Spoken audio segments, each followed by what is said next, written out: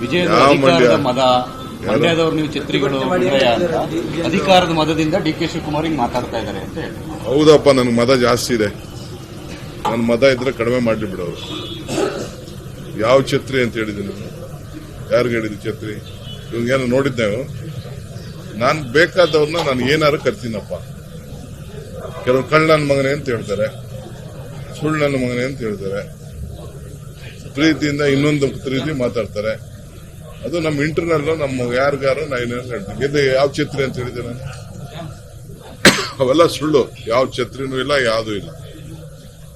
ಮತ್ತೆ ಇದು ಕೇತಗಾರನಲ್ಲಿ ಇದು ದ್ವೇಷದ ರಾಜಕಾರಣ ಅಂತ ಹೇಳ್ತಾ ಇದ್ದಾರೆ. ನೋಡ್ರಿ, ಇಡೀ ಪ್ರಪಂಚ ರಾಜ್ಯ ದೇಶಕ್ಕೆ ಗೊತ್ತು. ನಾವೇನಾದ್ರು ಕೇಸ್ ಹಾಕಿದ್ವಾ? 15-20 ವರ್ಷದಿಂದ ಅವರು ನನ್ನ ಮೇಲೂ ಹಾಕಿದ್ದಾರೆ ಕೇಸು. ಯಾರು? ಆ ಹಿರೇಮಠ ಅವ್ರ ಮೇಲೂ ಕೇಸ್ ಹಾಕಿದ್ದಾರೆ. ಕುಮಾರಸ್ವಾಮಿ ಯಾಕೆ ಗಾಬರಿ ಮಾಡ್ಕೋಬೇಕು? ಏನ್ ದ್ವೇಷದ ರಾಜಕಾರಣ ಮಾಡ್ತಾರೆ? ಕೋರ್ಟ್ ಆಫೀಸರ್ಸ್ಗೆ ಡೈರೆಕ್ಷನ್ಸ್ ಕೊಟ್ಟಿದ್ದಾರೆ. ಹಿಂದೇನು ಕೂಡ ಎಲ್ಲ ಆಫೀಸರ್ಸ್ ಲೋಕಾಯುಕ್ತಲೆಲ್ಲ ಕೇಸ್ ನಡೆದಿದ್ದು ನಂಗೆ ನೆನ್ಪುಂಟು, ನಂಗೆ ಡೀಟೇಲ್ ಗೊತ್ತಿಲ್ಲ ನಂಗೆ. ಸೊ ಹಾಕಿದ್ದಾರೆ. ಸಿದ್ದರಾಮಯ್ಯ ಏನ್ ದ್ವೇಷ ಮಾಡ್ತಾರೆ, ನಾವೇನ್ ದ್ವೇಷ ಮಾಡ್ತೀವಿ? ದ್ವೇಷ ರಾಜಕಾರಣ ಅಡಗಿರೋದು ಅವರ ಡಿಎನ್ಎಲಿ. ಅವೆಲ್ಲ ನನ್ನ ಪಟ್ಟಿಗಳೆಲ್ಲ ಏನೇನು ಅಸ್ಸಾಂ ಮೈಸೂರಲ್ಲಿ ಏನೇನು ಮಾತಾಡಿದ್ರು, ಬೇರೆ ಕಡೆ ಏನೇನು ಮಾತಾಡಿದ್ರು, ಅವ್ರ ತಂದೆ ಏನೇನು ಮಾತಾಡಿದ್ರು, ನನ್ನ ಮೇಲೆ ಏನೇನು ಕೇಸ್ ಹಾಕ್ಸಿದ್ರು, ನನ್ನ ತಂಗಿ ಮೇಲೆ, ನನ್ನ ಹೆಂಡತಿ ಮೇಲೆ, ನನ್ನ ತಮ್ಮನ ಮೇಲೆಲ್ಲ ಅದ್ರೂ ಕಳ್ತನ ಮಾಡಿದ್ವಿ. ನಮಗೂ ಬಳ್ಳಾರಿಗೂ ಸಂಬಂಧ ಇಲ್ಲ, ಮಾಡ್ಸಿರ್ಲಿಲ್ವಾ? ಅವ್ರದೆಲ್ಲ ದ್ವೇಷ. ಸುಮ್ನೆ ನಾವ್ ಆಯ್ತು ಅಂದ್ಬಿಟ್ಟು ಜೊತೆಗೆ ಸರ್ಕಾರ ಮಾಡಿದ್ವಿ. ಸುಮ್ನೆ ಮರ್ಯಾದೆಗಿದ್ರೆ ಅವ್ರಿಗೂ ಕ್ಷೇಮ ಆಯ್ತು. ಈಗ ರಾಮನಗರ ಹೆಸರು ಬರಬಾರ್ದು ಅಂತ ಹೇಳ್ಬಿಟ್ಟು ಯಾರನ್ನ ಭೇಟಿ ಮಾಡೋದು ಅಂತ ಗೊತ್ತು, ಏನ್ ಮಾಡೋದು ಅಂತ. ಕಾನೂನಲ್ಲಿ I am telling you, constitution ಅಲ್ಲಿ ಯಾರು ಕೇಳುವಂತ ಅವಶ್ಯಕತೆ ಇಲ್ಲ.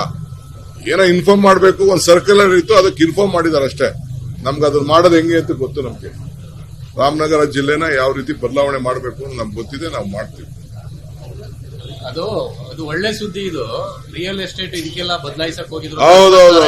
ಹೌದು, ರಿಯಲ್ ಎಸ್ಟೇಟ್ಗೆನೆ ನಮ್ ಬೆಂಗಳೂರು ಜನ ಏನು, ನಮ್ ಕನಕಪುರ ಜನಕ್ಕೇನು, ಚನ್ನಪಟ್ಟ, ರಾಮನಗರ, ಮಾಗಡಿ ಇವ್ರಿಗೆಲ್ಲ ಎಲ್ಲ ಅನುಕೂಲ ಆಗ್ಬಾರ್ದಾ? ನಿಂಗ್ ಮಾತ್ರ.